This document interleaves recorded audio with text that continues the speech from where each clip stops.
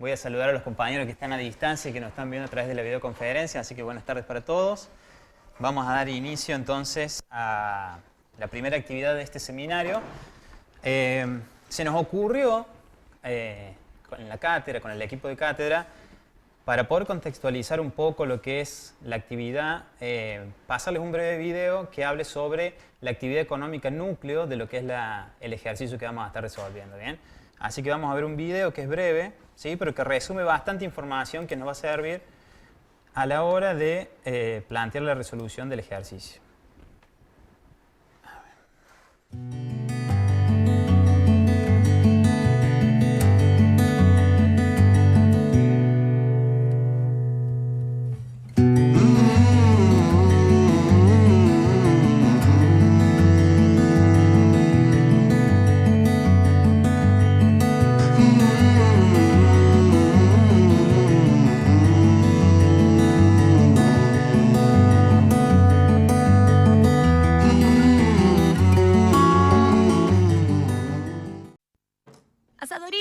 A comer, ya están listas las hamburguesas con lechuga y tomate. Ma, ¿te acordaste de cocinarlas mucho y de lavar bien las verduras? Sí, gracias por recordármelo. Está bueno esto de recordarle las cosas a los padres.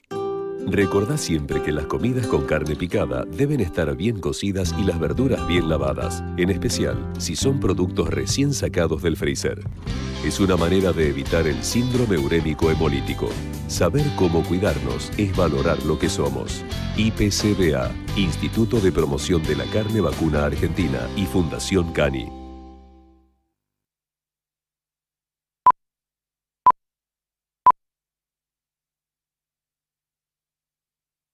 Carne argentina, carne de película. Antes de la llegada de Colón no había vacas en el continente americano. Recién en su segundo viaje llegaron a Sudamérica. Los historiadores dicen que los primeros ejemplares llegaron desde el Perú y Brasil en el año 1549. Recién en 1570 fueron llevadas a Santa Fe y en 1580 a Buenos Aires durante su segunda fundación. Estas primeras vacas se criaron libres y como no existían corrales ni alambrados, se fueron extendiendo por todo el país.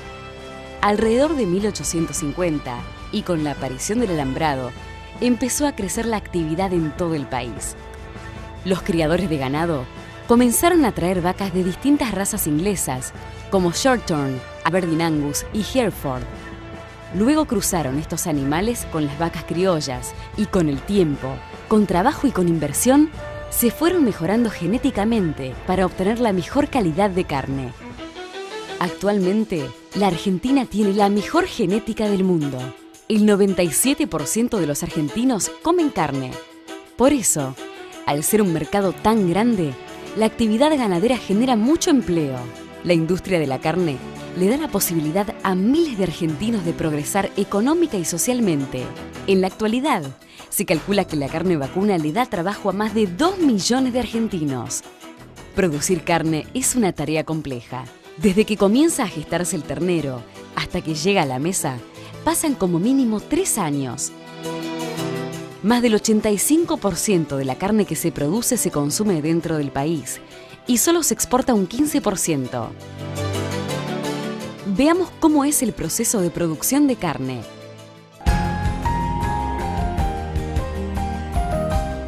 La vaca tiene una sola cría por vez. El ternero está en la panza de la madre durante 9 meses, igual que los humanos. A partir del nacimiento, mama durante 6 meses.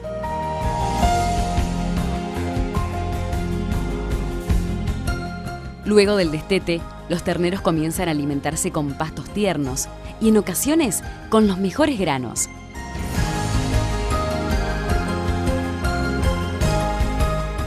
Los animales, igual que nosotros, pueden sufrir enfermedades. Para prevenirlas, son atendidos por médicos veterinarios que realizan intensivos cuidados sanitarios a lo largo de toda su vida.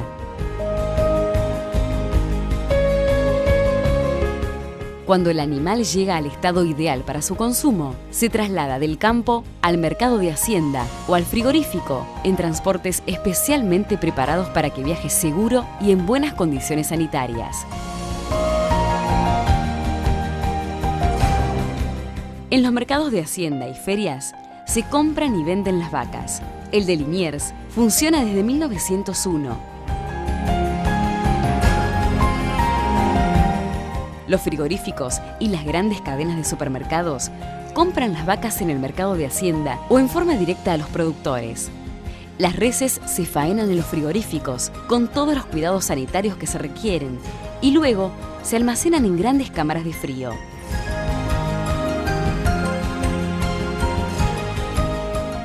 Para que la carne no pierda la cadena de frío y se conserve en buen estado, se la transporta en camiones refrigerados. Estos camiones la trasladan a las carnicerías y a los supermercados.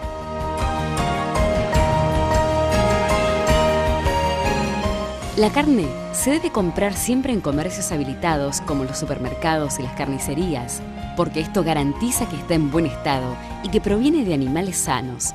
Luego, en nuestras casas, se debe mantener siempre en la heladera. La carne argentina es conocida en todo el mundo por su terneza y su sabor. Por eso, también se exporta a destinos como la Unión Europea, Rusia, Israel o países vecinos como Chile. La carne vacuna argentina es un alimento sano, nutritivo y natural. Es rica en proteínas y hierro. Te ayuda a crecer sano y fuerte. Y es muy sabrosa. La carne argentina es la mejor carne del mundo. En el campo, en la ciudad, hay mucha gente trabajando para juntar a los amigos. En el gran asado argentino, la familia que te espera cada noche con la cena, y esa carne está tan buena. Son las cosas que nos quedan. Carne argentina, la mejor carne. Carne argentina, la mejor carne. Saber lo que consumimos es valorar lo que producimos. IPCBA, Instituto de Promoción de la Carne Vacuna Argentina. ¿Viste? Más de 2 millones de personas trabajan para darte la mejor carne del mundo. Productores, peones, veterinarios, ingenieros agrónomos, transportistas, consignatarios, operarios de frigoríficos, industriales, carniceros, supermercadistas, parrilleros, dueños y empleados de restaurantes y de locales de comidas rápidas. Somos muchos los argentinos que trabajamos en la cadena de carne vacuna. Por eso, con políticas a largo plazo, vamos a tener más carne.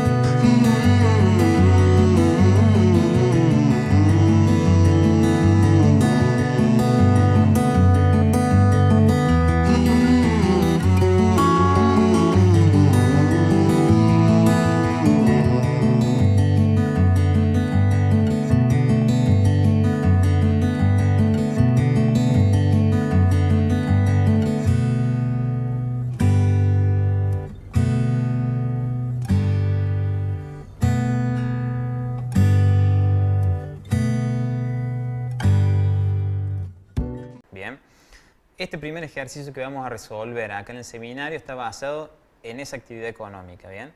Está basado en uno de los eslabones que comprenden la cadena cárnica, ¿bien? Lo primero que uno puede ver al ver el video es que hay muchas partes en esa cadena, ¿sí? Arranca con el productor, tenemos consignatarios de hacienda, tenemos frigoríficos, hay un agente que no aparece que se llama abastecedor, ¿sí? Luego aparece las carnicerías y recién ahí aparece el consumidor final, ¿bien? O sea que es una cadena bastante extensa, ¿bien? Bueno, algunas cuestiones antes de pasar a lo que va a ser ya la lectura de la consigna que les decía que ya la tienen ustedes cargada en la plataforma. ¿Cómo nos vamos a organizar para trabajar? La forma de trabajo, ¿sí?, durante el seminario está planteada de forma colectiva, ¿bien? Es decir, que ustedes van a trabajar en grupo, ¿bien? La idea es que sean grupos de a 4 personas, ¿sí? Si nos da el número de todos los asistentes para que nos queden justos, si no puede haber algún grupo de 3, algún grupo de 5, ¿bien? Pero lo importante es eso, que vamos a trabajar de manera colectiva, ¿bien? Después al final de la clase, o durante la clase, podremos ir armando una hojita donde vayan anotando los integrantes de cada grupo, así al final de la clase ya nos quedan listos los integrantes de cada uno de los grupos que va a estar trabajando, ¿bien? Un poco lo que tengo acá, lo están viendo ahí, ¿verdad? Ven ahí un archivo que dice minuta. Bien, la minuta de la clase, un poco lo que les decía es la comunicación sobre la forma de trabajo colectiva y el armado de los grupos, un poco sobre la contextualización de la actividad, esto del video y una breve introducción sobre el papel que el abastecedor tiene en el circuito. Si ustedes ven, ese agente, el abastecedor, en el video no lo nombran, ¿no es cierto? ¿Eso por qué sucede? Porque en realidad el abastecedor resulta ser un tercero en la cadena de la carne. Es un intermediario, ¿bien? Lo que tenemos ahora acá es un pequeño esquema de lo que resume, ¿sí?, los eslabones de la cadena cárnica, ¿bien? Como decíamos recién, todo comienza con el productor ganadero, ¿bien? Aquella persona que es el que se dedica a la cría y el engorde del animal. Bueno, este productor ganadero, ¿sí?, en principio tiene que cumplir con ciertos requisitos. Hoy en día, si una persona quiere dedicarse a la producción ganadera, es decir, a la cría y el engorde de animales, para su posterior venta, faena y consumo por un consumidor final, digamos, tiene que tener ciertos requisitos que debe cumplir. Independientemente que sea ganado vacuno, como el que estamos tratando ahora, como así también ganado porcino u otro tipo de especie que quiera comercializar. En primera instancia, este productor tiene que cumplir con una inscripción en SENASA. ¿Bien? El SENASA es el organismo nacional encargado del control, de los controles de sanidad, ¿sí?, de las especies vivas que se crían y se comercializan en el país. Y esa inscripción en SENASA implica la obtención del correspondiente RENSPA. El RENSPA, digamos, es un registro donde cada productor se le otorga un número, ¿sí?, de identificación, y a partir del cual uno puede hacer un rastreo de ese animal, ¿sí?, desde dónde viene, de qué establecimiento viene. Cada establecimiento ganadero dedicado a la cría de ganado, vacuno, bovino, porcino, lo que sea, tiene un RENSPA correspondiente, que es como un número a través del cual uno puede rastrear si ese establecimiento cumple con todos los requisitos necesarios. Bueno, en segundo lugar, y como muy importante referido a lo que es el productor ganadero, es que una vez que el productor ganadero concreta la venta de los animales, ¿sí?, ese momento en donde en el video nos dice que luego de que el animal está apto para su consumo, que ya ha cumplido con cierto quilaje, el productor debe emitir la correspondiente guía de traslado de los animales, que hoy en día a niveles impositivos se lo conoce como el DTE, que es una guía electrónica. Algunos habrán oído seguramente hablar de la carta de porte. Bien, la carta de porte es el documento que acompaña el traslado de granos. Bien, el DTE, ¿sí?, es el equivalente para cuando hablamos de traslado de animales. Bien, traslado en este caso de vacas, o novillito, vaquillón o lo que sea, ¿sí? Pero para ese traslado debe ir acompañado de la correspondiente guía o DTE. Caso contrario, si no tiene ese documento que justifique de dónde provienen los animales y hacia dónde van, cuál es el productor que lo vende, quién es el que lo compra, el camión está circulando de manera informal, digamos, ¿sí? Y si se topara con algún control, digamos, esos animales serían decomisados. ¿Bien? Este DTE, hoy por hoy, ya con el avance de la tecnología y al haberlo hecho electrónico, la emisión, el productor lo hace a través de una página de internet que corresponde a SENASA. ¿Bien? Otra cuestión más que debe tener el productor es que debe estar inscrito en el registro fiscal de operadores de la cadena cárnica. Este registro es bastante nuevo y este registro ya depende de AFIP, ¿sí? El día de mañana, si alguno tiene como un cliente, una persona que quiere dedicarse a la producción y el engorde de ganado, lo primero que van a tener que hacer, además de inscribirlo en los impuestos tradicionales como IVA, ganancias y demás, es obtener la inscripción en el correspondiente registro de la cadena cárnica. ¿Bien? Este registro viene de la Resolución General 3873 y, si no me equivoco, es del año 2016. O sea que es bastante reciente, digamos. Y es un esfuerzo constante que ha ido haciendo AFIP desde 2015 hacia la fecha por lograr que toda la cadena de la carne se formalice, porque era por lo general un rubro bastante informal, ¿bien? En todos sus eslabones. Una vez que este productor llega y culmina con el proceso de crianza y llega a que el animal tenga ya el quilaje apto para consumo, lo que hace es, luego de la venta, se traslada, digamos, se traslada hacia quien lo compró, ¿bien? En esa operación de compra-venta puede intervenir o directamente el frigorífico, ¿sí?, que lo puede haber hecho o al productor ganadero o a las ferias. ¿Cómo llega el animal del productor a las ferias? Y por lo general aparece otro agente que tampoco lo nombra en el video, que son los consignatarios de Hacienda, ¿sí? El consignatario de Hacienda es aquel que se dedica a comprar grandes cantidades de cabezas de ganado para luego ubicarlo en los mercados de Hacienda, ¿sí? O para unir desde los mercados de Hacienda con los frigoríficos también, ¿bien?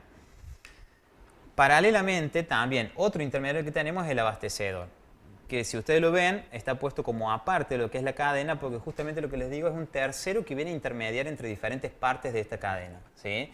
Lo que hace básicamente el abastecedor es comprar los animales en pie, contratar el servicio de faena, vender la media res que se veían ahí en el video. A lo mejor alguno nunca había visto una media res, digamos, ya después vamos a profundizar sobre qué es eso, y vender esa media res a las carnicerías. Básicamente lo que hace es cobrar un sobreprecio entre el precio que paga Vivo y el precio que vende la carnicería, o sea, una comisión. Bien.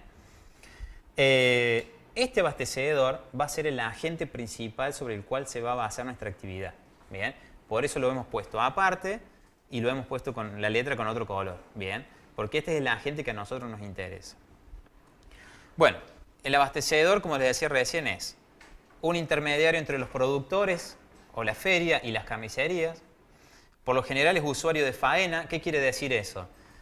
Que el abastecedor lo que hace es compra el animal vivo, ¿sí?, lo traslada hasta el frigorífico y ahí contrata en el frigorífico el servicio de faena, por el cual se procesa el animal, digamos, se lo sacrifica, diciendo mal y pronto, se lo procesa y se obtiene la media res, o las dos medias reses, ¿sí? Porque de un animal, digamos, la media res, ¿qué significa? Es la mitad del animal, ¿sí? Entonces tenemos dos medias res por cada animal que va faenado, ¿bien? Dado que es usuario de faena, si ustedes tuvieran que trabajar con un abastecedor, ¿cómo lo denomina AFIP? Lo denomina matarife abastecedor. Esto de matarife, que suena medio chocante, surge básicamente porque lo que hace el abastecedor es, como les decía, comprar el animal vivo para luego sacrificarlo en el frigorífico. ¿Bien? Para ejercer la actividad, el abastecedor debe contar con una matrícula del MAGIP. ¿Qué es el MAGIP? Es el Ministerio de Agricultura, Ganadería y Pesca. ¿Bien? Todos los agentes que intervienen en la cadena cárnica necesitan una matrícula del ministerio. ¿Bien? ¿Qué implica la matrícula? Bueno, la matrícula es un número de identificación, ¿sí?, para cada abastecedor, donde el ministerio se lo otorga previamente a haber controlado ciertos requisitos formales. ¿Cuáles son esos requisitos formales? Y que, por ejemplo, esté inscrito en los impuestos correspondientes, que esté inscrito en el registro de la Resolución General 3873, digamos, que el abastecedor, para poder ejercer su actividad, haya cumplido con ciertos pasos previos antes de largarse a comprar vacas y sacrificarlas en un frigorífico. ¿Bien? Por último, también debe estar inscrito en el registro fiscal de operadores de la cadena cárnica, y es, al igual que lo que sucede con los granos, el abastecedor es quien está obligado a emitir las posteriores liquidaciones de compra. Bien, ustedes, a lo mejor algunos lo saben, otros no, pero en el caso de la carne, en el caso de los animales, sucede lo mismo que en los granos. Si bien el abastecedor, ¿sí?, es el que compra y debería recibir por parte del productor el documento respaldatorio de eso, es decir, la factura de venta del productor, lo debería recibir él, hecha por el productor. En los registros tales como el de la carne o el registro de granos, lo que sucede es al contrario, que quien compra es el obligado a liquidar la operación y emitir el comprobante que fundamenta o que justifica esa compraventa. ¿Se entiende lo que digo? Si bien el abastecedor es el que compra los animales, él está obligado a emitir el comprobante que origina esa venta. ¿Bien? No es que el productor le hace una factura a él. ¿Todos me entendieron eso o no? ¿Sí? Bien. Además de esas liquidaciones de compra, y esto es nuevo a partir de julio de este año, también es quien emite el remito electrónico a las carnicerías. En este proceso de formalizar cada vez más el rubro, la venta a las carnicerías ya no solo necesita factura electrónica, sino que el remito que justifica ese traslado de mercadería a las carnicerías también es electrónico. Lo cual no es menor, porque implica que el abastecedor le emite un remito electrónico a la carnicería que la carnicería previamente debe aceptar para poder facturar después la venta. ¿Se entiende? Esta es la única actividad donde existe el remito electrónico por el momento. Bien. Bueno, y posteriormente a que le emitió el remito electrónico y la carnicería aceptó ese remito, es decir, confirma que ha recibido la mercadería, el abastecedor es quien le hace la factura correspondiente por las ventas a las diferentes carnicerías que son sus clientes. ¿Bien? ¿Estamos hasta acá? ¿Todos me siguen? Básicamente estamos pensando en una persona que compra animales vivos, los faena en un frigorífico y le vende la media res a las carnicerías. Que para hacer eso tiene que cumplir con un montón de requisitos formales, tales como estar inscrito en diferentes registros, tener una matrícula y además emitir ciertos comprobantes electrónicos. ¿Bien? Bueno, ese abastecedor, cuando ya faenó el animal y concreta la venta con la carnicería, lo que tienes que hacer es mandarle la media res a las carnicerías. ¿Estamos de acuerdo? Hacerle llegar el producto a las carnicerías. Y para eso tiene dos opciones. O que el transporte lo haga el frigorífico. Por lo general todos los frigoríficos tienen camiones y ofrecen el servicio de distribución, ¿sí? Que acá en los frigoríficos, ¿qué le puse yo? Que bueno, es donde se realiza la faena, que es donde se transforma el animal en las medias reses, ¿bien? Y lo segundo que le pongo es que por lo general ofrece, ¿sí?, la distribución de medias reses a las carnicerías. ¿Qué es lo que vemos ahí? Ese camión, ¿sí?, llegando a las carnicerías. O la otra opción que tendría un abastecedor es decir al frigorífico, no necesito que vos me hagas la distribución, la voy a hacer con un camión propio mío. Es decir, que el abastecedor tenga su propio servicio de distribución. ¿Bien? Bueno. En esa diferenciación entre hacer o no el transporte de la mercadería él mismo, se basa la actividad. Partimos de la situación en que el abastecedor hace el transporte de la mercadería utilizando el servicio que ofrece el frigorífico, es decir, un servicio tercerizado. Bien. Por eso, van a ver que dice ahí en letras rojas, transporte tercerizado, la situación actual. Es la situación de donde parte. Un abasto de carne donde el abastecedor lo que hace, compra el animal, lo faena, obtiene la media res, pero la distribución la está tercerizando. O dicho de otra forma, se la está brindando el frigorífico.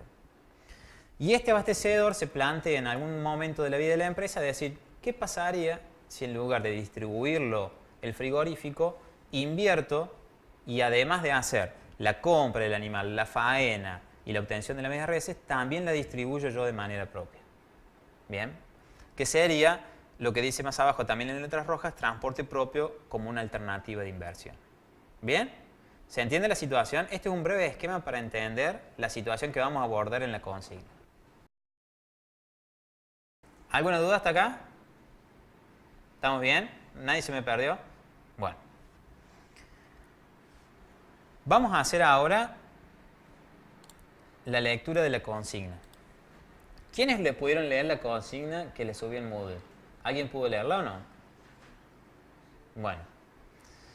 Para los que no le leyeron todavía, una primera advertencia antes de empezar. Es larga. Son 8 carillas. Así que paciencia ahora, la vamos a leer. Tiene mucha información, pero quedó larga la consigna porque no hay manera sino de que uno pueda contemplar todas las cuestiones que nos salen a los profesionales en ciencia económica a la hora de plantearnos la solución de un problema para un cliente. ¿Sí? Uno se sienta con una consulta de un cliente y a partir de esa consulta surgen múltiples cuestiones. Entonces, ¿la consigna es larga? Sí, son 8 carillas. Pero son 8 carillas porque tratamos de ajustarla lo más posible a la realidad. ¿Bien? Bueno. La consigna dice, un comerciante mayorista de carne vacuna realiza sus ventas en una región que comprende varias localidades de la provincia de Córdoba. Actualmente el abastecedor comercializa su producto en 3 zonas de la provincia de Córdoba. La primera zona comprende localidades cercanas a la ciudad de Río Cuarto, se compone de un circuito de recorrido que abarca entre 260 kilómetros y 320 kilómetros y se realiza 2 veces a la semana, los días martes y jueves. En el mes, lo más probable es que el abastecedor recorra un total de 2.320 kilómetros en esa zona. Bien. Basado en las ventas históricas de la empresa, se sabe que la cantidad de medias reses que debe transportar en cada viaje a esta zona son como mínimo 27 y como máximo 36, aunque en la mayoría de los viajes se transportan 32 medias. Y ahí ustedes me dirán, es mentira, digamos, que uno pueda tener tan parametrizado las cantidades de las medias reses que tiene que transportar. Y lo cierto es que no, porque, para ponernos en contexto, una media res, como les decía recién, es un medio animal, ¿sí? Luego de faenado. Pero implican 100, 105, 110 kilos. ¿Bien? O sea que es un producto contundente, digamos. Son 100, después obviamente no quedan 100 kilos de carne porque eso involucra huesos y un montón de cosas que son desperdicios. Pero digamos, son productos cuyo quilaje, digamos, son importantes y los carniceros por lo general no es que compran de más. Porque si no el desperdicio, sabiendo que es un producto perecedero, tratan de comprar lo justo y necesario que necesitan. Entonces las cantidades parametrizadas que se tienen que distribuir en la vida real se pueden parametrizar como están puestas acá. Digamos, no hay una gran variación en las compras que van haciendo la carnicería, salvo que la carnicería experimente un aumento de las ventas muy grande y comience a comprar más medias reses. ¿Bien? La segunda zona donde comercializa el abastecedor comprende localidades ubicadas en las sierras de Córdoba. ¿Sí? La primera zona está ubicada en zonas cercanas a la ciudad de Río Cuarto, la segunda está en las sierras. La misma se compone de un recorrido que abarca entre 355 y 400 kilómetros y esta zona se realiza durante los meses de diciembre, enero y febrero 3 veces por semana, lunes, miércoles y viernes, y el resto del año se recorre solo 2 veces los lunes y miércoles. ¿Qué quiere decir esto? Que la zona de las sierras tiene una venta estacional. En verano, mayor cantidad de gente seguramente en la sierra vacacionando, por lo tanto la empresa experimenta mayores ventas. Las parrillas seguramente venden más, los restaurantes en general venden más, las carnicerías venden más porque hay más gente, por lo tanto las ventas del abasto de carne en los meses de verano son mayores. ¿Bien? En los meses de mayor venta, lo más probable es que el abastecedor transite un total de 4.530 kilómetros en esa zona. Basado en las ventas históricas de la empresa, se sabe que la cantidad de medias que debe transportar en cada viaje son como mínimo 19 y como máximo 27, aunque en la mayoría de los viajes realizados se transportan 23 medias. La tercera zona corresponde a la ciudad de Río Cuarto, se recorre, es decir, dentro del radio de la ciudad, serían carnicerías locales, ¿sí? Radicadas acá en Río Cuarto, se recorre aproximadamente entre 125 y 160 kilómetros semanales, desde los lunes a los sábados, es decir, acá el camión recorre todos los días. De lunes a sábado sale a hacer el circuito de las carnicerías locales. Por semana, lo más probable es que el abastecedor realice un total de 142 kilómetros y medio en esta zona. Basado en las ventas históricas de la empresa, se sabe que la cantidad de medias reses que debe transportar en cada viaje son como mínimo 15, como máximo 24, aunque en la mayoría de los viajes realizados se transportan 22 medias. ¿Bien? Este abastecedor, cuando empezó la actividad en el año 2014, adquirió un camión frigorífico, es decir, que ya había intentado hacer lo que se plantea en este ejercicio, ya había planteado tener un servicio de distribución propio. Ese camión frigorífico era usado y le permitía comercializar su producto en las zonas mencionadas, pero debido al uso intensivo que se le daba, él mismo empezó a tener fallos mecánicos, lo que ocasionaba muchas veces que no se pueda concretar la venta y grandes costos de mantenimiento. Esto no es menor lo que dice ahí. Si el camión en el camino, esto es real también y sucede en la vida real, si en el proceso de distribución el camión sufre alguna falla o algún siniestro, lo que sucede automáticamente para el abasto es que la venta no se concreta. Bien, ¿por qué? El carnicero hace el pedido y le dice, para el día viernes necesito por favor 2 medias reses. Bien. El carnicero, si posee carnes de antes, posee muy poco. Es decir, que si el abastecedor en la distribución sufre un inconveniente, por ejemplo un siniestro, ¿Qué hace el abastecedor? Le dice el carnicero, mira, el camión iba camino a tu localidad, tuvo un siniestro, no va a llegar hasta última hora de hoy. Lo más probable es que el carnicero diga, deja, le compro a otro porque necesito cubrir las ventas que tengo hoy en la carnicería. Entonces, si se produce un siniestro o si se produce una rotura del camión, automáticamente lo que sucede es que el abastecedor pierde la venta. ¿Bien? ¿Por qué? Porque el carnicero lo reemplaza ahí nomás. No es que hay una fidelidad estricta entre las carnicerías y su abastecedor. Las carnicerías comercializan con numerosos abastecedores. Si el abastecedor uno le falla, van y buscan comprarle a otro. ¿Por qué? Porque la carnicería en ese día tiene que vender. ¿Bien? Y seguramente no va estoqueando carne como para vender cuando el abastecedor de siempre le falla, digamos. ¿Bien? Por eso no es menor decir, cuando dice acá, lo que ocasiona muchas veces que no se pueda concretar la venta. ¿Bien? Es decir, que si el abastecedor tiene un siniestro o una rotura en el camino, no solo se le suma el costo que sea de reparar eso, sino además el costo de oportunidad de la venta perdida. Bien. Bueno, dado estas cuestiones, es por ello que el abastecedor decide venderlo en mayo del año pasado al camión. Este rodado tenía una capacidad de transporte de 70 ganchos, donde un gancho es igual a una media res. Los camiones frigoríficos tienen, obviamente, la parte delantera donde va el conductor y atrás, lo que vendría a ser el acoplado, digamos, tiene todos ganchos colgando. Esos ganchos son para que en cada uno se ubique cada una de las medias. Hay diferentes capacidades. Hay de 40, es decir, que puede transportar 40 medias al mismo tiempo. Hay de 70, como ponemos acá el ejemplo, es decir, que puede transportar 70 medias. O hay de 130. Bien, esas son las diferentes capacidades que hoy han quedado en el mercado de camiones frigoríficos. Bueno, actualmente para repartir el producto, es decir, la media res, el abastecedor contrata el servicio de transporte mediante un camión frigorífico a un tercero. En este caso, al frigorífico, como les decía antes. Por dicho servicio, el abastecedor abona un costo mínimo de 2,90 pesos si supera los 125.000 kilos transportados en el mes, o 3,80 pesos por kilo transportado si el volumen mensual está debajo de dicha cantidad de kilos. Por otra parte, se sabe que aquellos usuarios no frecuentes, es decir, aquel usuario que no está todas las semanas transportando con el mismo camión o la misma empresa de transporte, sino que lo contrata eventualmente, ¿sí? Aquellos usuarios no frecuentes que necesiten contratar el servicio de distribución por 1 o más días, sin necesidad de contratarlo de manera mensual, tendrán un costo mínimo de 3,40 y un costo máximo de 4,30. Es decir, un poco más caro que aquel que lo contrata todos los días del mes. ¿Bien? En este momento, el precio de venta del cual comercializa el kilo de carne, el abastecedor, es decir, les decía yo, por cada animal obtenemos 2 medias. ¿Sí? Una media ronda siempre entre 100, 110, puede ser 90, ¿sí? 90, 100, 110 kilos. Cada kilo el abastecedor lo vende a 145 pesos. Es decir, que una media de 100 kilos al carnicero le cuesta 14.500 pesos. ¿Estamos de acuerdo? Bien. Y su costo ajustado por rinde, es decir, el costo del abastecedor, incluyendo el servicio de faena, ronda los 129 pesos con 50. Bueno, ¿qué es esto de costo ajustado por rinde? Es una de las particularidades que tiene esta actividad. Esta actividad económica, no esta actividad del seminario, sino esta actividad económica. El costo ajustado por rinde en la carne se lo conoce, tienen ahí al lado una aclaración, se lo conoce como el costo del animal en pie, ¿sí? Ajustado por la proporción de kilos de carne que se obtienen luego de la faena.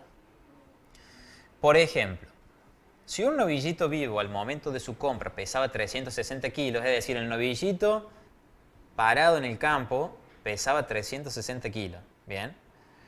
Y luego se lo transporta el frigorífico porque lo compró un abastecedor. Y luego de faenarlo en el frigorífico se obtienen 2 medias de 105 kilos cada una, ¿bien? 2 mitades que luego de faenarlos pesan cada una 105 kilos, ¿bien?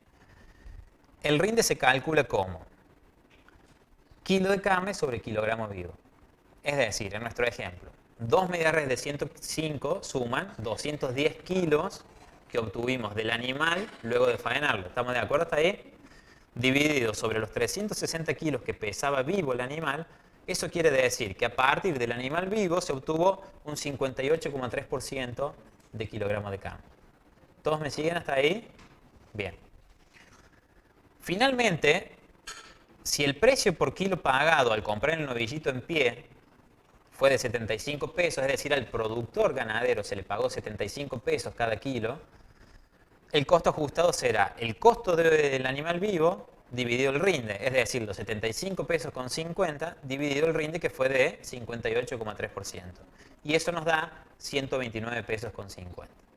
¿Bien? Obviamente el rinde va variando según cada animal, pero acá lo que hemos hecho es decir un costo ajustado por rinde promedio o el que más se aproxima en la mayoría de las veces.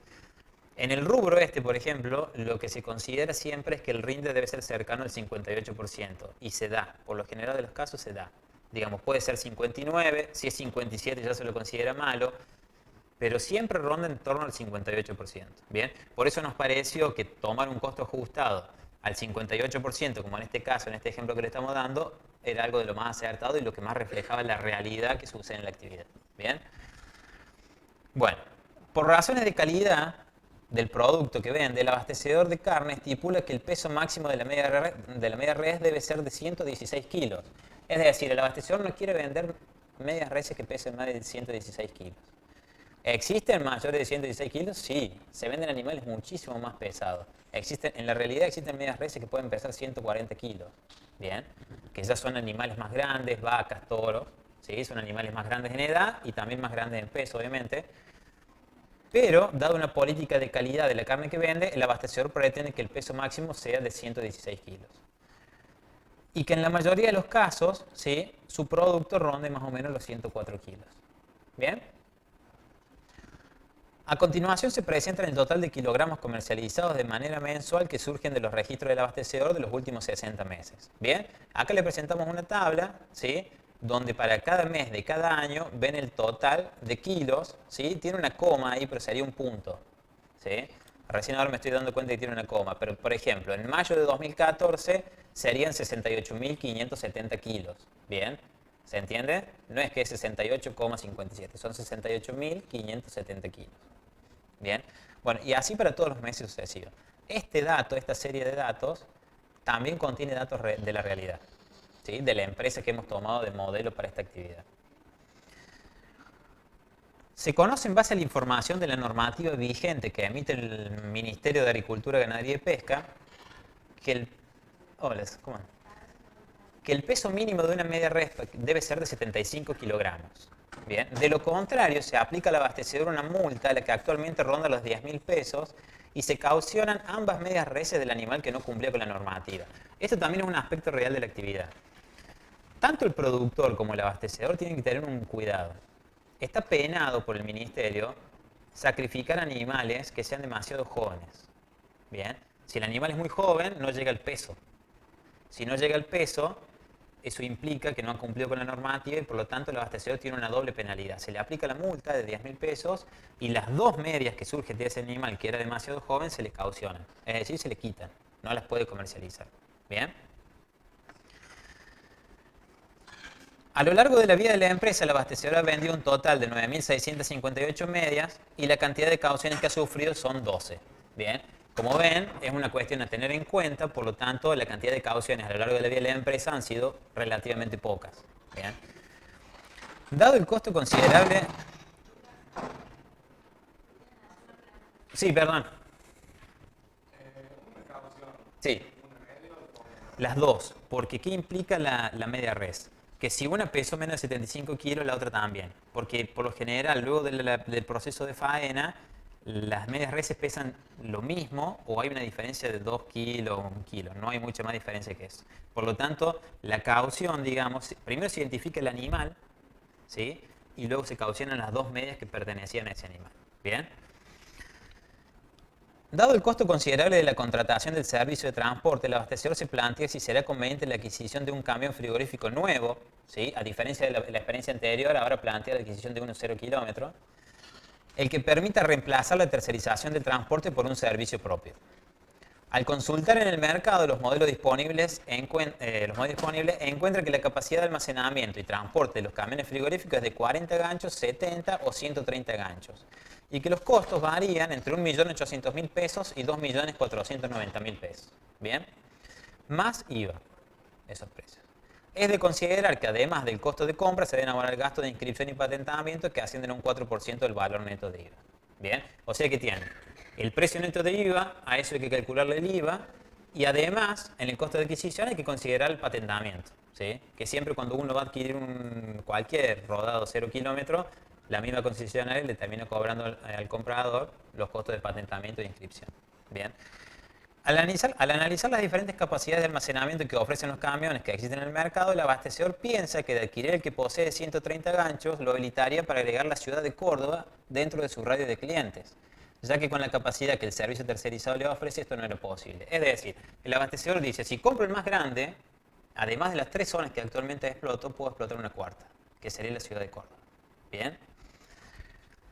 Si decide concretar esta posibilidad, implica para el abastecedor que los días que recorre la zona 2 era la zona de las sierras, bien, deberá alargar el recorrido 155 kilómetros más por ruta para ir y volver a Córdoba, y además el circuito de clientes dentro de la ciudad abarca entre 40 y 85 kilómetros, siendo lo más probable que en el mes se recorran 1.760 kilómetros entre ruta y circuito de clientes en la ciudad. Bien. Esos son los datos que él estima y tiene respecto de esta cuarta zona que incluiría si compra el camión más grande. Bien. La cantidad de medias que debe transportar en esta cuarta zona son como mínimo 29 y como máximo 45, aunque en la mayoría de los viajes se sabe que transportará 39 medias. Esta cuestión de la cuarta zona también fue real en la empresa modelo que tomamos para esto, digamos. La empresa modelo tenía un mercado en la ciudad de Córdoba, tenía clientes en la ciudad de Córdoba, luego el servicio tercerizado le comentó que ya no iba a hacer más la zona de Córdoba y se quedó con la imposibilidad de seguir continuando explotando a esos clientes. Bien. Entonces en la situación cuando se plantea si hacer el servicio propio, ya contaba con los datos de la empresa del mercado que le ofrecía la ciudad de Córdoba.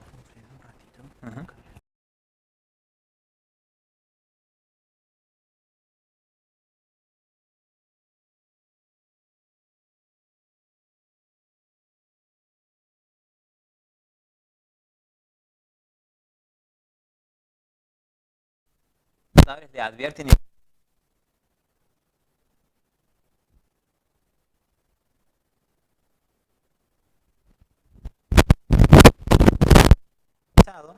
en donde él lo que hace paga el costo del transporte tercerizado, pero se olvida de todo lo demás, se olvida de seguro, de combustible, del empleado, se olvida de todos los gastos asociados. Los contadores que le dicen, además de la financiación y de la compra del camión, vos tenés que tener en cuenta todos los gastos que van a venir asociados por tener la distribución propia.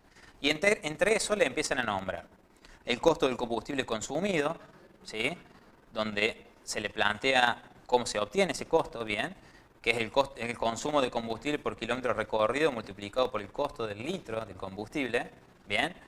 Acá nosotros ponemos actualmente el costo ronda los 52 pesos y esperar que la evolución del precio se comporte conforme a la variación a nivel general de precios. Y el consumo promedio cada 100 kilómetros, según las especificaciones del camión, sería de 30 litros de combustible cada 100 kilómetros. Bien. Además del combustible hay que tener en cuenta los sueldos y jornales de las personas a contratar. Bien. Tener en cuenta que esas personas que se contratan forman parte de un convenio colectivo, que es el convenio de la carne, donde nosotros acá le hemos puesto los datos referidos a los sueldos brutos de las categorías que deberían utilizarse, aunque si ustedes lo quieren buscar, lo pueden buscar y descargar de la página del sindicato, ¿sí?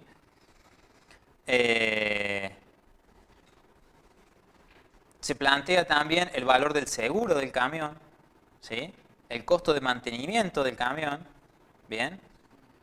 El costo del service, como es un vehículo, un rodado, ustedes saben que cada cierta cantidad de kilómetros hay que hacerle un service, ¿bien? Cambio de aceite y filtro, como se lo conoce también. El costo de las cubiertas. Y también tener en cuenta una previsión para hechos fortuitos. Bien, esto que hablamos anteriormente. Tener en cuenta la probabilidad que se produzcan roturas del camión, la probabilidad de que se produzca un siniestro vial, ¿sí? En donde para ambas situaciones el abasto conoce y tiene registros donde el servicio tercerizado le ha notificado cuántas veces han sucedido esos eventos a lo largo de la contratación. ¿Bien? Entonces, ustedes van a ver que en la zona 1, por ejemplo, que es la primera columna que estoy acá en el 7980, ¿sí? En 7.980 viajes nunca hubo una rotura. ¿Cuántos viajes hubo una rotura? En 15 viajes. ¿En cuántos viajes hubo 2 roturas? En 4. ¿Y en cuánto hubo 3? En un solo viaje. Ya después 4 y 5 no ha habido nunca roturas. Bueno, de esa misma manera se continúa leyendo lo que es lo que sucede en la zona 2, en la zona 3 y también en la zona 4, ¿sí? Que es la última que agregaría. Lo mismo se presenta para la probabilidad de un siniestro vial, es decir, un registro de cuándo ha ocurrido un siniestro vial, cuándo no ocurrió 2, cuándo no ocurrió 3 o cuándo no ocurrió ninguno. Bien, y eso para cada zona. Bueno, además, hay que calcular el costo de la mercadería perdida en esos hechos fortuitos que mencionábamos recién. Y también hay que tener en cuenta que al finalizar la vida útil, si el abastecedor decide desprenderse del rodado, este va a tener un valor de recupero. Bien. Por último, y para cerrar, en la última semana el abastecedor ha recibido una oferta por parte de un miembro de la competencia. La misma se basa en la compra, ¿sí?, del abasto.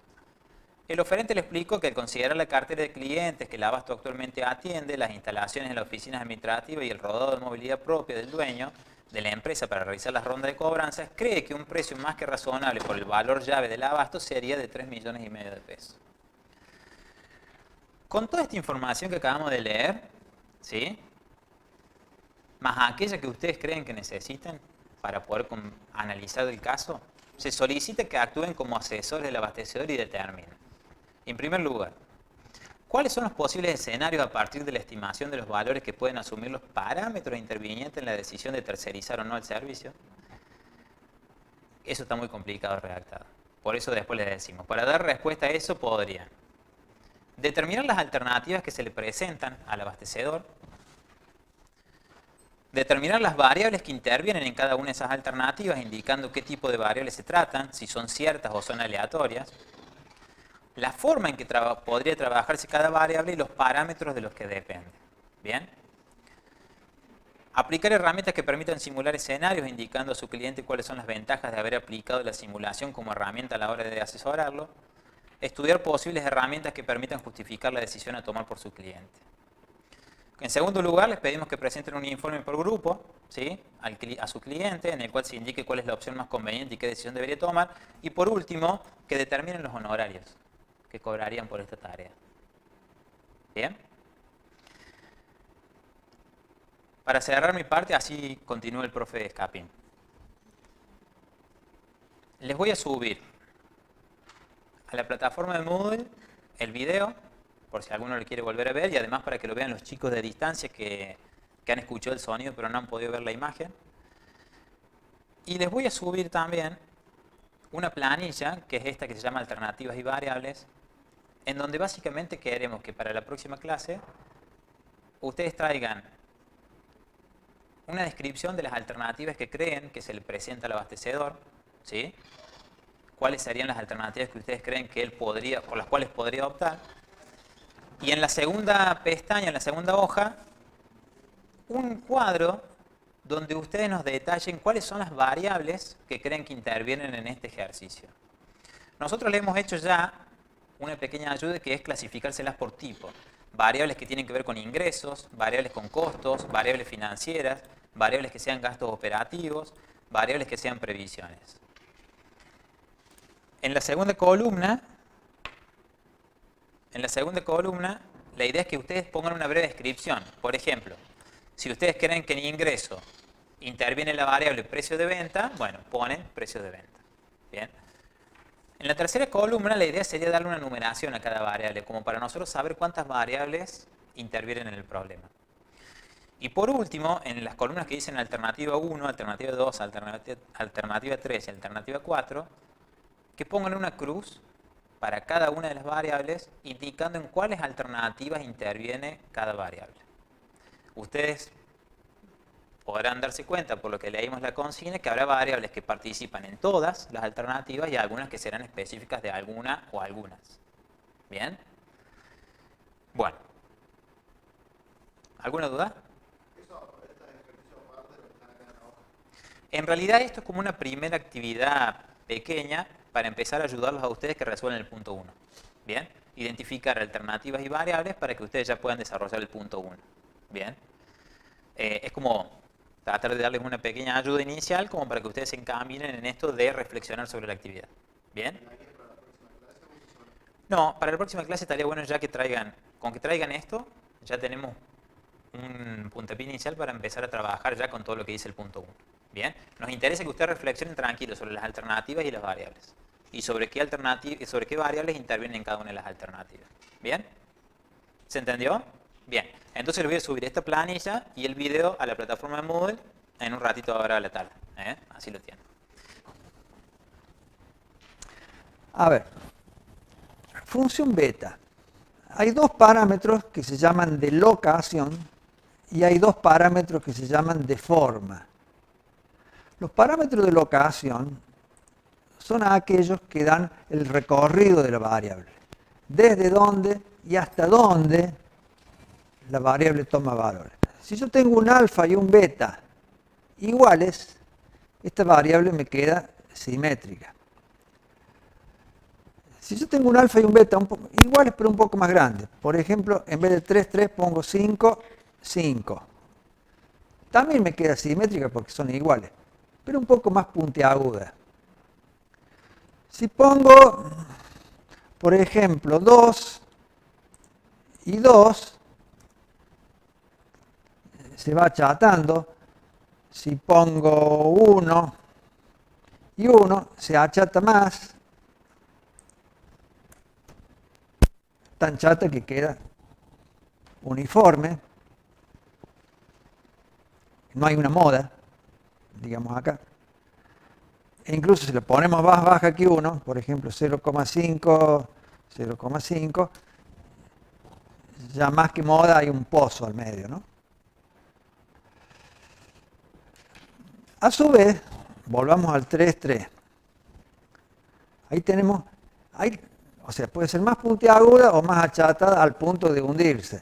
La puntiagudez esta es más o menos la puntiagudez de una normal. En la medida que alfa más beta sume 6, es normal. Es una puntiagudez normal. Ahora, supongamos que en vez de 3, 3 le pongamos 2, 4. Ahí estamos representando una distribución asimétrica derecha,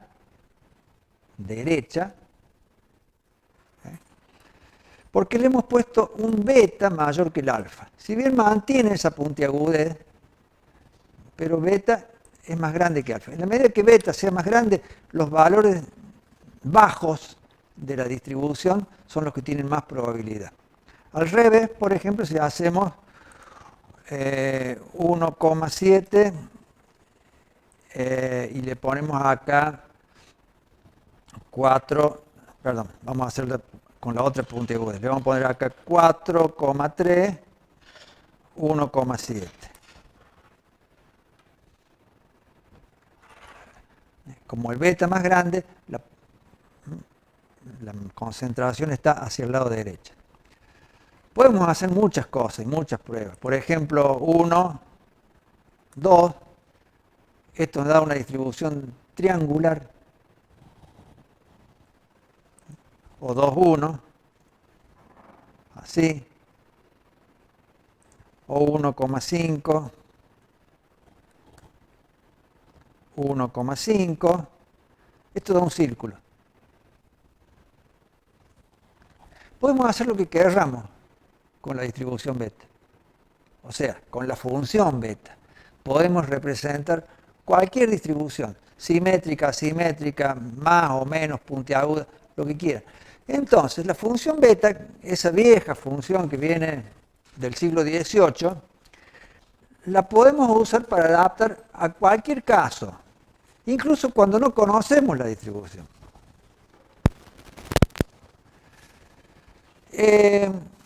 Ocurre que, como ustedes sabrán por alguna cosa que explicamos en algún momento, la mayoría de las distribuciones son normales.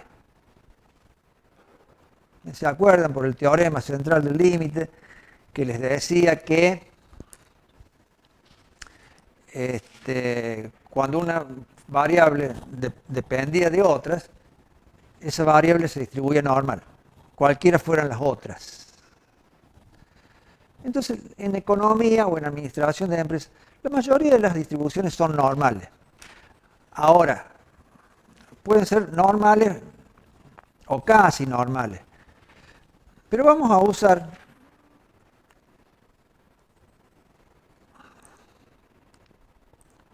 bueno, acá tocamos estos parámetros de forma y podemos hacer cualquier cosa. Vamos a tratar de mantener esto alfa más beta, de mantenerlo en 6 para que nos quede una puntiagudez normal. Y hay muchos casos en la realidad que no son perfectamente normales, pero son parecidos. No se ha cumplido del todo el teorema central del límite, porque a lo mejor son pocas variables, pero nos suelen quedar casos así. Normales un poquito asimétricas. Entonces, se hace lo siguiente. Eso es lo que descubrió David Bose. Que la mayoría de las variables económico-financieras son de este tipo, que alfa más beta suman 6. A lo mejor alfa y beta no son iguales a 3, pero son un poquito más, un poquito menos. Entonces dijo, bueno, vamos a trabajar con el modelo de la función beta, fijándole alfa más beta 6, y lo que va cambiando acá, tenemos un mínimo, un máximo, lo que va a ir cambiando es la moda. Se va a ir corriendo según cuál sea alfa y beta. Por ejemplo, acá nos da la moda 125. La moda es el punto máximo. En cambio, si hacemos 2, 4, la moda es 95. Bien, ¿todo esto para qué sirve? Porque uno dice, bueno, está bien, bárbaro. ¿Y cómo sabemos el alfa y el beta cuando vamos a un caso? Tenemos el mismo problema. ¿Cómo sabemos la media y la desviación típica? Bueno, ahora, ¿cómo sabemos el alfa y el beta? Todo esto se lleva, acá lo van a ver en esta planilla, hay una hojita con la cual ustedes pueden hacer estas pruebas. Se llama tetra paramétrica, tetra de 4. 1, 2, 3, 4 parámetros que le dan. La triparamétrica le dan 3, o sea, le dan el mínimo, le dan el máximo y le dan la moda. A ver, tomemos lo que estaba acá. 80, 95 y 140 creo que era. Sí. Mínimo, moda, máximo. Hay una fórmula, que ya se las digo, que a partir del mínimo, de la moda y del máximo, sacan el alfa. Y el beta sale por diferencia, porque como alfa más beta lo fijan en 6, entonces sacan el alfa y el beta es 6 menos el alfa. Entonces, si tenemos un caso que nos dicen mínimo posible, como recién vieron, mínimo posible tanto, máximo posible tanto, que son datos muy fáciles de averiguar. Cuando ustedes están, como contadores, están haciendo un análisis de un caso, le preguntan, en este caso al inversor, o lo averiguan en algún lado, porque por ahí el inversor o el empresario no lo conoce, lo averiguan, le preguntan, buscan en algún libro, buscan en internet, el valor más alto y el más bajo, que puede tomar ese elemento, y listo. Y la moda es el que les dicen. Y en este camión podemos transportar por semana 90. Eso es lo que es el primero que les dicen, 90. Cuando uno dice tal cosa puede ser tal, piensa en la moda. No en la media, en la moda. Los otros dos son muy fáciles de averiguar. Che, ¿cuánto puede ser el máximo? Puede ser el máximo que tome este valor y cuánto puede ser el mínimo.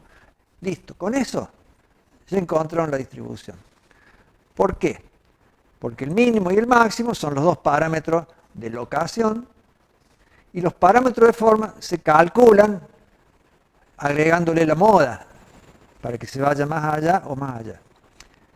Esto que es tan simple es lo que descubrieron, lo que descubrió David Bose, y lo que hace que estos elementos se puedan aplicar tan fácil a cualquier caso, sin saber nada, sin saber cómo se distribuye, qué parámetros tiene, nada, no nos importa. Importante que encontremos esto. Entonces, todas esas variables que están en el caso real ese que se planteó recién y en otros que vamos a ver ya en Bio 4, cuando tengamos incertidumbre simplemente tenemos que preguntar esos dos datos que nos faltan, uno pesimista y otro optimista, y listo. Con eso ya nos alcanza para entrar a lo que es la simulación, que es lo que vamos a ver ahora, porque ya tenemos las variables, ya tenemos el comportamiento de esas variables. Entonces podemos agarrar y empezar a simular, es decir, podemos encontrar puntos dentro de este recorrido de forma tal que al presentarse respondan a este comportamiento. ¿Se entiende? ¿Está ahí? En este apunte éxito tiene un poco de, muy poquito de concepto. Esto está hecho para gestión informatizada, es una síntesis del tema, tiene alguna fórmula, pero no queremos que sea un problema por la fórmula. La única fórmula que interesa, o las dos que interesan básicamente, es la determinación de el alfa, que es esta fórmula, que está acá, a ver, lo voy a agrandar un poco. Alfa es igual a 1 más alfa más beta. Bose dijo, dejemos el alfa más beta en 6, porque es el más parecido a lo normal. 6 menos 2, 4. O sea, 1 más 4, C es la moda. A el mínimo, B el valor máximo. A, B, C. A, B, C, estos tres que están acá. Entonces aplicamos la fórmula, esta, 1 más 4, moda menos mínimo, máximo menos mínimo, y nos da el alfa. Y el beta es 6 menos el alfa. Listo. Esta es la fórmula principal, que es la que usamos en la triparamétrica para encontrar el alfa. Con el alfa, el beta, el mínimo y el máximo, entramos a una función de Excel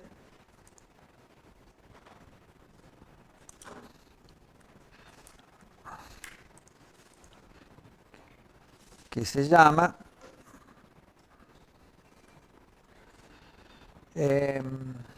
distr beta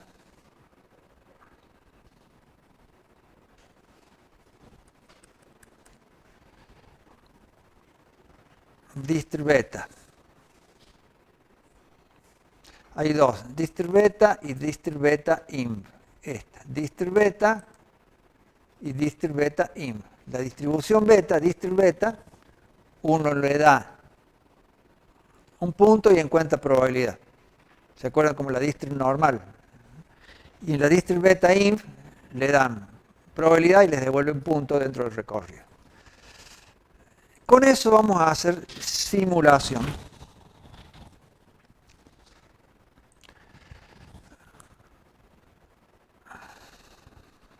Acá toque algo.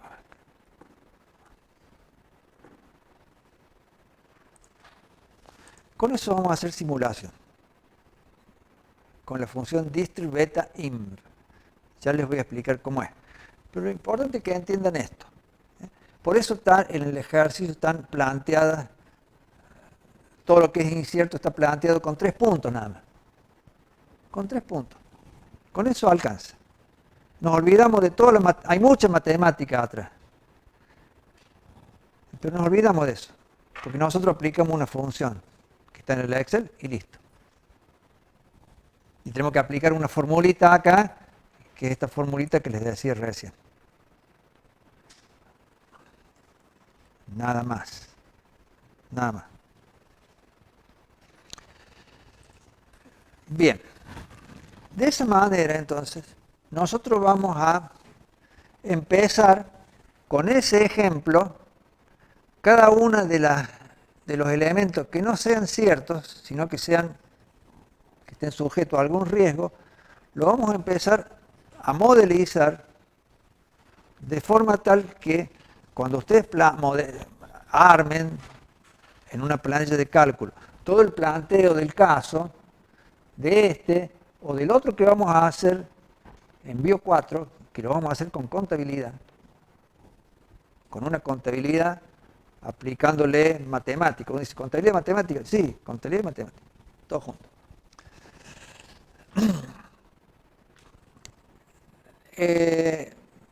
Vamos a tomar todos los elementos que son inciertos, vamos a decir Bio 4. Bueno, ¿cuánto puede llegar a costar el maíz el año que viene? Tanto, bueno, tanto, de tal a tal. Todas las cosas que no sean exactas, las vamos a trabajar así. ¿Qué se hace con esto? Se trata de que la planilla de cálculo refleje lo que es el fenómeno que estamos estudiando. En este caso, vamos a tratar de hacer que la planilla de cálculo se comporte igual que la empresa que está por realizar la inversión, que recién se planteó. La planilla de cálculo tiene que comportarse igual. ¿Cómo comportarse igual? Bueno, comportarse igual desde el punto de vista probabilístico, es decir, nosotros tenemos un proyecto de inversión y ese proyecto de inversión va a terminar siendo una cosa u otra, u otra, u otra. Puede pasar muchas cosas con eso. Bueno, nosotros con la planilla de cálculo también vamos a poder llegar a determinar que sea esto, esto, esto o esto. ¿Por qué? Porque le vamos a poner elementos aleatorios. Entonces, le vamos a poner no solamente todos los cálculos en la planilla, sino todas las aleatoriedades. Entonces, esto va a pasar a ser algo que puede ser una cosa u otra dentro de determinado rango de comportamiento y con determinada probabilidad para cada punto del recorrido, igual que la realidad, igual que la hipotética realidad. ¿Qué es el método Monte Carlo? Es hacer que esa modelización que se hace en una computadora se repita muchas veces. Se repite, se repite. Entonces, vamos viendo todo el margen de riesgo que tiene. Porque si lo hacemos una vez nos va a dar un valor. Si lo hacemos otra vez nos va a dar otro valor. Si lo hacemos 1000 veces, nos va a dar un montón de valores. Porque tiene un montón de aleatoriedades. Si vamos viendo esos 1000 valores, cómo nos quedan, y los vamos graficando, le vamos a poder mostrar a nuestro cliente todo el rango de posibilidades que puede tomar su incertidumbre y dónde es muy probable que ocurran las cosas y dónde es menos probable que ocurran. Entonces, nosotros, utilizando la tecnología en definitiva, nos estamos anticipando al futuro. No va a tener este cliente que esperar, realizar su inversión y recién después venir y ver qué pasó. Y hacerlo un año, hacerlo una vez, hacerlo un año, hacerlo de vuelta y recién ir viendo el comportamiento. No, nosotros se lo podemos anticipar. Le podemos anticipar todo lo que le puede llegar a pasar. Para eso, entonces, tenemos que manejar este concepto de distribución beta, que es muy simple, muy sencillo. Tenemos que ver cómo hacer para que funcione, para simular, y después tenemos que empezar con ese ejemplo, o con el que vayamos a hacer de Bio 4, empezar a hacer repeticiones. Eso se hace una pequeña programación ahí en la planilla para que repita. Que ustedes ya lo saben porque lo han visto en tecnología. Para no hacerlo tan pesado el tema, voy a cambiar. Lo dejo acá En una próxima clase les explico cómo tomar una variable y empezar a hacer que se mueva así, en base a un comportamiento. Incluso vamos a tomar una variable del mismo ejemplo, este que está planteado, y la vamos a empezar a hacer mover. Lo que ahora quiero pasar de golpe, cortando esto y dejando una parte pendiente, un poco al cálculo financiero, que es el otro elemento matemático, tecnológico, que interviene en la resolución de este proyecto de inversión. ¿Alguna pregunta hasta acá? ¿No? Sí.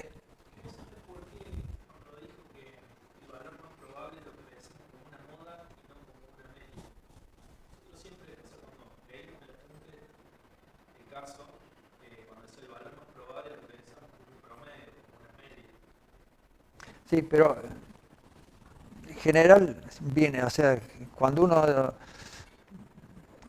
uno plantea una situación como esta, piensa en el más probable, no en la media. Y si por ahí no queda claro, cuando uno pregunte los datos, tiene que decir, bueno, el que más te parece que va a ocurrir.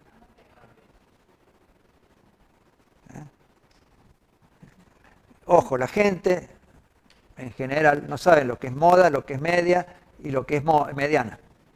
Entonces, el most likely se dice, el más probable. Lo que más te parece que va a pasar, eso tiene que preguntar.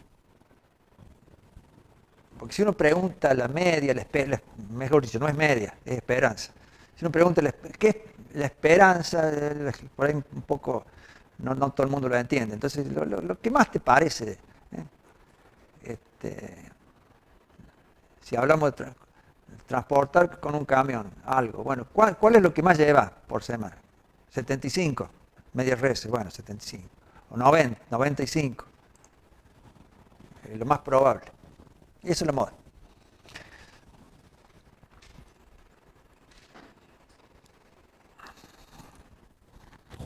Bueno, entonces, vamos a dejar esto. Lo dejamos ahí. Vamos a tratar de ir mechando temas, porque cuando uno se pone con esto es un seminario, no es una materia. Es un seminario que es un taller de práctica, en definitiva. Entonces, tratamos de, como les dijimos el primer día, tratamos de no agregarle muchas cosas conceptuales ni nada, cosas teóricas. Esto de la función beta lo tenemos que explicar porque, bueno, son cosas nuevas y no están en el plan de estudio que ustedes están haciendo. Entonces, se lo tenemos que explicar acá. En este seminario le vamos a explicar pocas cosas nuevas. Otra cosa nueva que le podemos explicar es algo de inteligencia de negocio. Bueno, porque lo damos y no ha habido una materia previa. Pero en general acá es todo práctica, es todo aplicación de casos, resolución de problemas, casi sin agregarle conceptos nuevos. Los poquitos que le vamos a agregar son estas cosas. Esto que les voy a explicar ahora, o que les voy a empezar a explicar ahora, cálculo financiero, no les voy a enseñar cálculo financiero porque ustedes saben. Pero sí, lo que no saben es resolverlo con una planilla de cálculo. El día que ustedes se reciban y vayan a trabajar, no van a usar la calculadora, esa calculadora que se compra, van a usar una planilla de cálculo para hacer cálculo financiero. Entonces, vamos a explicar acá cómo se trabaja con una planilla de cálculo. Por lo menos no les quiero explicar todo, porque hay muchas funciones financieras. Ya después en gestión informatizada vamos a ver algunas cosas más. Pero básicamente lo que les quiero explicar es cómo se trabaja con cálculo financiero en la parte de evaluación de proyectos.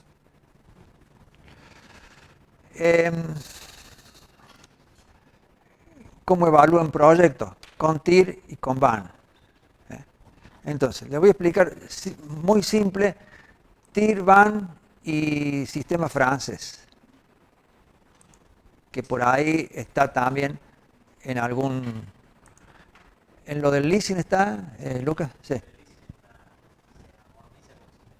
Bien. Entonces les explico en Excel nada más que las funciones, porque no les voy a explicar cálculo financiero porque lo manejan y en general lo manejan bastante bien cuando llegan a quinto año. Así que, a ver, tengo acá un ejemplo.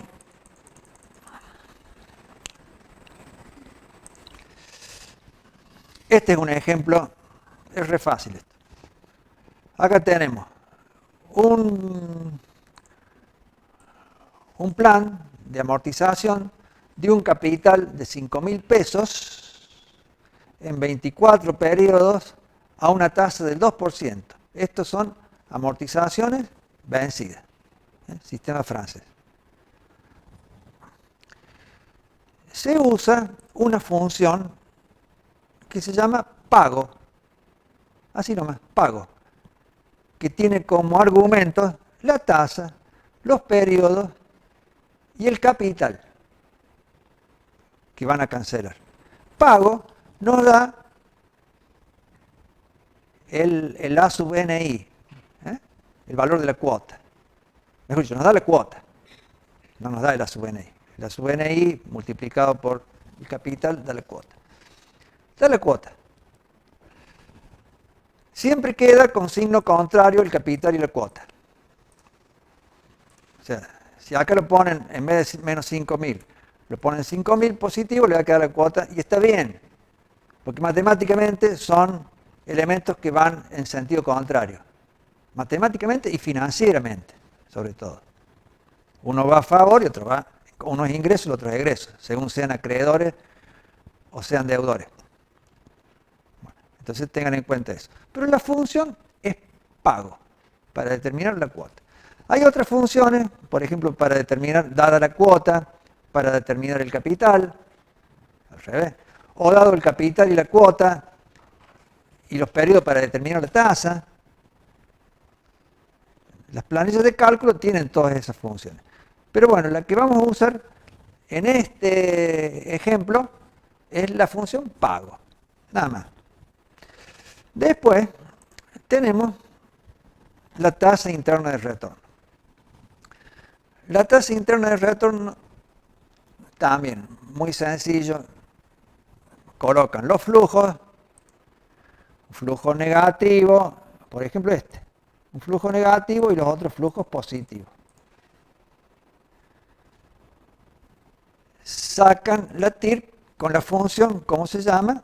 TIR. Donde engloban todos los flujos, desde el flujo 0 hasta el flujo N. Nada más, TIR, y les da la TIR. Estos flujos están dispuestos mensualmente. Por lo tanto, la TIR va a ser mensual. Si estos fueran años, la TIR va a ser anual. Acá en este ejercicio yo tengo que sacamos la TIR mensual porque esto está ubicado cada mes. Y acá después sacamos la equivalente y la nominal. Bueno, esto se saca con la fórmula. La fórmula de la tasa equivalente o la tasa nominal. Nada más, no hay funciones de Excel para esto.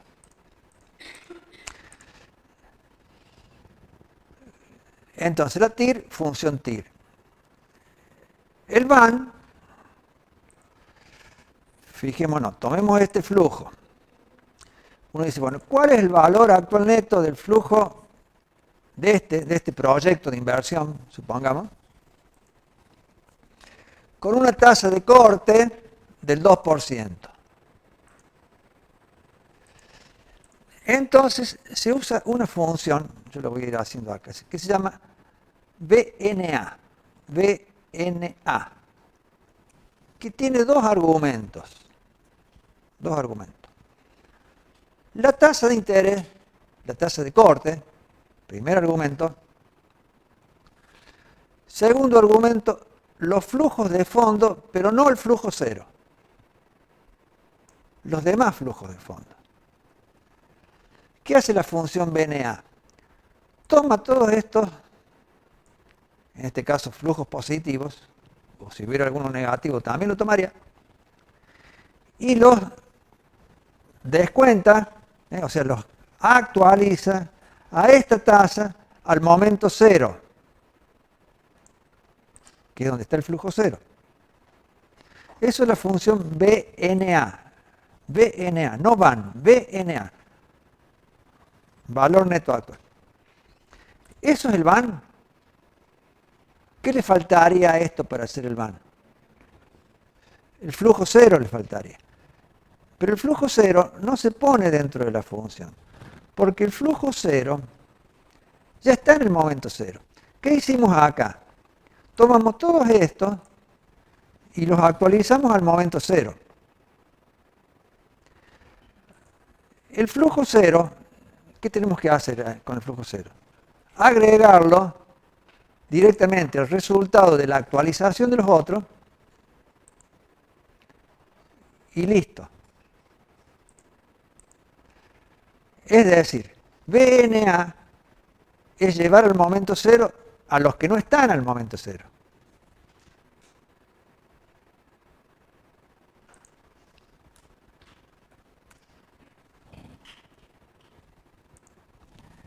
Pero el flujo cero, como ya está al momento cero, directamente lo suman a la actualización de los otros. De esa manera se saca el VAN. De esa manera se saca el VAN.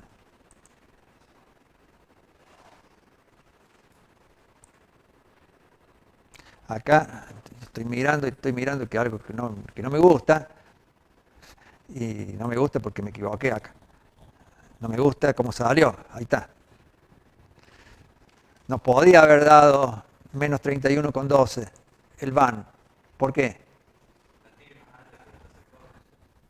Con una TIR más alta que la tasa de corte, el VAN nos tiene que dar positivo. Parece que yo acá me equivoqué y me faltó meter en la función el último flujo.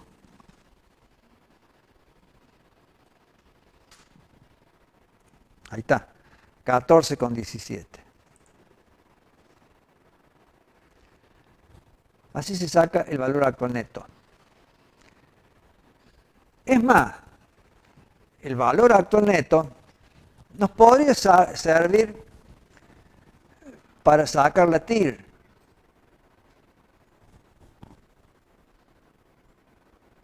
Esto que hicimos acá, esto que escribimos acá, nos podría servir para sacar la TIR. ¿Cómo? ¿Qué es la TIR? Es aquella tasa de corte que hace que el VAN sea cero, ¿no? Entonces podríamos decir, bueno, datos, análisis de hipótesis, buscar objetivo, buscamos un objetivo de que esto sea igual a cero, ¿cambiando qué? Cambiando la tasa de corte. ¿Cuál es la tasa de corte que haría que el VAN dé cero? Ahí está. La borré. Vamos de vuelta. ¿Cuál es la tasa de corte que hace que el VAN sea cero cambiando la tasa de corte? Ahí está. Con esta tasa de corte, que es la TIR, el VAN nos da cero. En realidad,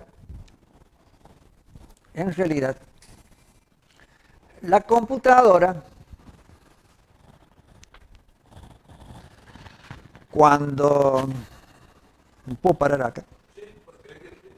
No, porque ya termino. En realidad, bueno, aquí me pongo acá. Bueno, en realidad, ustedes cuando vieron cálculo financiero o si están viendo gestión financiera, para sacar la TIR, ¿qué usan? Una calculadora.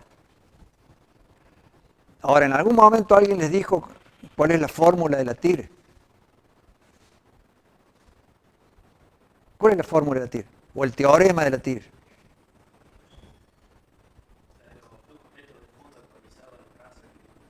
Sí, pero, está bien, pero ¿cómo sacas la TIR? Si lo querés sacar...